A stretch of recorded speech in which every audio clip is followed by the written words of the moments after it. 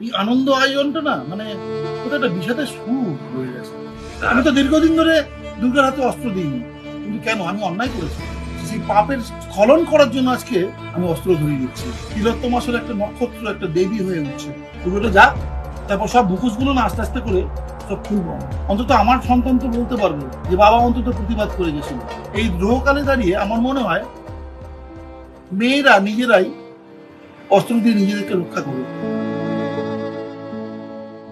এ এক অন্য শরৎ, এমন বিষাদের আবাহন কলকাতার অচেনা, অদেখা। আনন্দের চেনা শহর হঠাৎ যেন চেহারা বদলে গিয়ে হয়ে উঠেছে প্রতিবাদের শহর।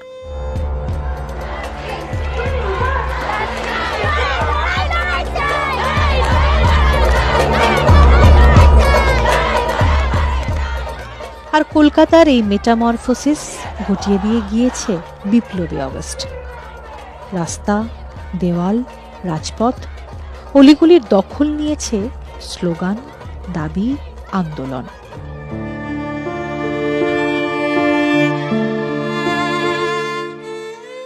সময়ের দাবি মেনেই আঁকা হচ্ছে দ্রোহকাল। আঁকছেন শিল্পী সনাতন দিন্দা।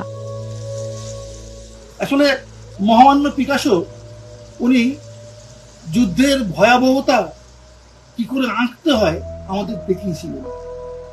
আমি সেটা রেফারেন্স হিসেবে ওটাকে আনত করছি। 2 মাস হয়ে গেল, তার কোনো জাস্টিস নেই, কিন্তু একটা উৎসব চলে এসছে। উৎসবটা কি না, দুর্গা উৎসব। দুর্গা, তার 10টা হাত, দশভুজা এবং অসুর বিনাশিনী। একদম ঠিক ঠিক টাইমে উৎসবটা বিদ্রোহ করার জন্য। ভবানীপুর 75 পল্লী আর বাঘাযতীন বিদ্যাসাগর সেন্ট্রাল সর্বজনীন, এবছর এই দুটি পুজোই করছেন সনাতন দিন্দা। তিনি তার সৃষ্টির আদল ভাঙছেন, ভাঙছেন তার শিল্পের অবয়ব। ভাবনার রূপ, আকার, কোমলতার লেশমাত্র নেই। মমতাময়ী মা হয়ে উঠেছেন অসুর দলনী। নিজের কৃত অন্যায়ের প্রায়শ্চিত্ত করছেন শিল্পী। পাপ স্খলন করতেই এবার তিনি তার মায়ের হাতে, মেয়ের হাতে, সন্তানের হাতে ধরিয়ে দিচ্ছেন অস্ত্র। আমি তো দীর্ঘদিন ধরে দুর্গার হাতে অস্ত্র দিইনি, তাকে ঘরের মেয়ে, বউ, মেয়ে, প্রেমিকা এসব বানিয়ে রেখেছিলাম, কিন্তু কেন আমি অন্যায় করেছি, আজকে পাপ করেছি। সেই পাপের স্খলন করার জন্য আজকে আমার মেয়ের হাতে বা আমার মায়ের হাতে, আমার প্রেমিকার হাতে, আমার সন্তানদের হাতে আমি অস্ত্র ধরিয়ে দিচ্ছি। আসলে অস্ত্র আমি ধরাইনি, অস্ত্র ধরানো ছিল, আমি পরিত্যাগ করিয়েছিলাম। সনাতন কলকাতা থিম পুজোর অন্যতম অগ্রণী।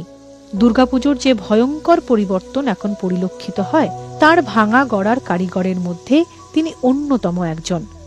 সনাতন দিন্দাই সেই শিল্পী যিনি মমতা বন্দ্যোপাধ্যায়কে দিয়ে দেবীর চক্ষু দান করিয়েছিলেন। এখন অতীতের সেই দংশন বারবার ফিরিয়ে আনছে অনুশোচনা। এখন বারবার ধরে নিজেকে নিজে ক্ষমা চাইছি এই পাপ স্খলনের জন্য। 2011-তে 2010 সালে রাস্তায় নেমেছিলাম পরিবর্তন করার জন্য, কিন্তু এই পরিবর্তন তো আমরা চাইনি। সনাতন দিন্দা বরাবরই প্রতিবাদী, গর্বিত হন নিজের সোশ্যাল অ্যাক্টিভিস্ট আর্টিস্ট পরিচয়ে। তৃণমূল জমানায় 2 বছর দুর্গাপুজো করার ডাকই পাননি। হ্যাঁ, আমি তো 2016-17 সালে কাজই পাইনি, দুর্গাপুজো করতে ডাকিনি আমার। ওই ব্রিজ ভাঙা কাণ্ড নিয়ে আমি একটা ভিডিও করেছিলাম, টিস্টেড ডেস্টিনি বাই সনাতন দিন্দা, ওটা কেউ দেখেও নি প্রশাসনের দিক থেকে। ওই আমচা চামচা এলে বেলে কেউ বলেছে হয়তো এরকম করেছি ব্রিজ ভাঙা নিয়ে প্রতিবাদ।